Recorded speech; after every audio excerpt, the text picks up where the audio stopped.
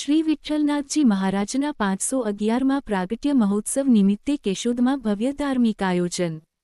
પુષ્ટિ ભક્તિમાર્ગના પ્રવર્તક શ્રી વિઠ્ઠલનાથજી મહારાજ, શ્રી ગુસાનીજી મહારાજનો 511મો પ્રાગટ્ય મહોત્સવ આજરોજ કેશોદ ખાતે શ્રદ્ધા, ભક્તિ અને ઉત્સાહભર્યા માહોલમાં ઉજવવામાં આવ્યો હતો. આ પાવન ઉત્સવ શ્રી ઉત્સવ રાયજી મહારાજના અધ્યક્ષસ્થાને સંપન્ન થયો.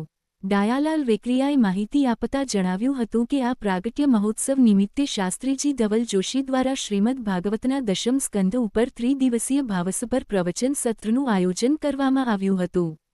ઉપરાંત નંદ ઉત્સવ, ગોવર્ધન લીલા તથા રાસ પંચાધ્યાયી જેવા ભાવમય કાર્યક્રમો યોજાયા હતા, જેને વૈષ્ણવ ભક્તોએ ભારે ઉત્સાહથી માણ્યા હતા. શ્રી વિઠ્ઠલનાથજી મહારાજના પ્રાગટ્ય દિવસે વહેલી સવારે પ્રભાત ફેરી તથા ભવ્ય બાઇક રેલીનું આયોજન કરવામાં આવ્યું હતું. ત્યારબાદ તિલક દર્શન, ધર્મસભા અને પંચામૃત સેવા યોજાઈ હતી, જેમાં મોટી સંખ્યામાં વૈષ્ણવ ભાઈઓ બહેનોએ લાભ લીધો હતો.